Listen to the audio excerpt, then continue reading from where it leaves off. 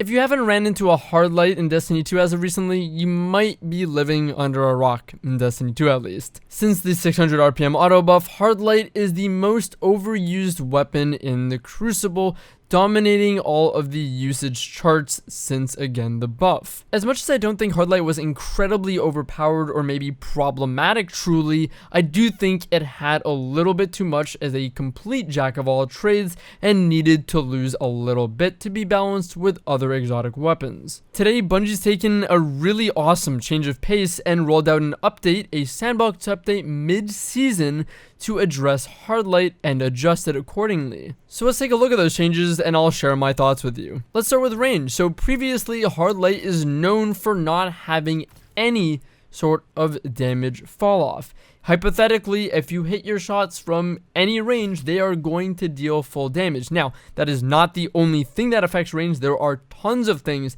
that affect range that I've talked about in other videos, talking about cones, of course. But hard light did not get damage fall off. Now, damage fall off now floors at 0.7 times on the hard light in comparison to other auto rifles that use 0.5 times standard. This means that the lowest damage that can be dealt by hard light over range is 0.7 times its full damage, which is still higher than other auto rifles in the game that use 0.5 times their full damage. This does mean that the 46 range stat of the hard light now reflects damage fall off rather than just the accuracy cone and other factors that are involved with range. Within optimal range, hard light deals 26 critical damage, but at 25 meters that begins to drop off a little bit, and it'll of course start dealing 25 damage, but it decided to measure every 5 meters, and at 30 meters it dealt 24 critical damage, which changes its shots to kill from 7 crit 1 body to 8 crit. At 35 meters, hard light deals 23 critical damage. This changes our shots to kill to 8 crit 1 body, of course up from 7 crit 1 body being our optimal, giving us a 0.8 second optimal time to kill at 35 meters. At 40 meters, hard light deals 23 critical damage, and this does not shift our shots to kill or time to kill in any way. Compared to that of the summoner, its initial damage fall off starts at 27 meters, having a much higher range stat on the roll that I have, and at 30 meters deals 24 critical damage for the same 8 crit kill. At 35 meters, it deals 23 critical damage, again similarly to hard light for the 8 crit 1 body kill, but at 40 meters, it deals 21 critical damage, lower than that of the 23 that hard light deals at this range, and that gives us a time to kill of 0.9 seconds, optimal time to kill, of course, with 9 crit 1 body. Let's keep in mind that these are all very, on paper, perfect, best case scenarios. So these time to kills are just optimal and just for the sake of comparison and not indicative of what will actually happen most likely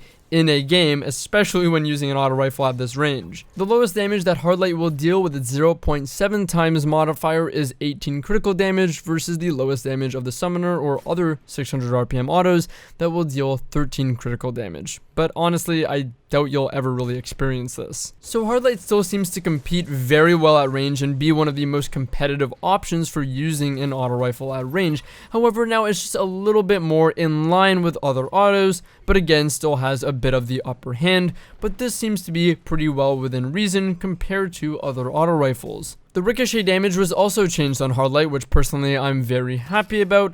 Now in PvP, the ricochet damage dealt by hard light is 1.35 times damage rather than the double 2.0 times damage it did before, which remains in PvE. So previously, hard light ricochet bullets dealt 51 critical damage and 32 body damage, and now it deals 34 critical damage and 21 body damage when ricocheting bullets. So very much still a small bonus, but not nearly enough to mindlessly spray walls, hopefully, and try and get stupidly easy kills or tons of damage off on enemies. Lastly, we have the recoil, and the change here was they removed a hidden recoil adjustment that made the weapon more stable than Bungie intended. Now, of course, I don't know what this hidden recoil adjustment was, but what I can say is the screen shake or camera movement of the weapon doesn't seem to be jarring or much different at all. Like, the 100 stability seems to be as consistent as ever and still very noticeable. That 100 stability stat is still also very representative in the shots still being quite well packed together.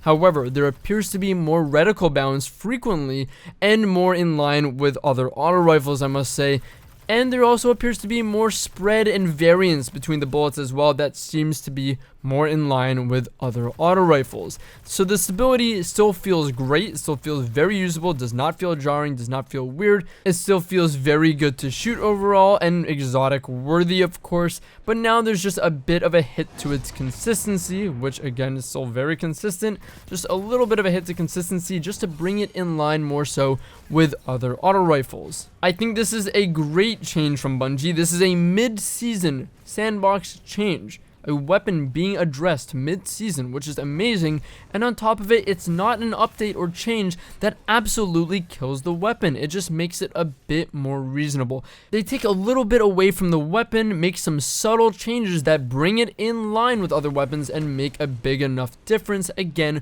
without making the weapon useless or killing its viability in the current metagame. So again, Hard Light's a great weapon still feels very good, but just had some much needed consistency hits to it.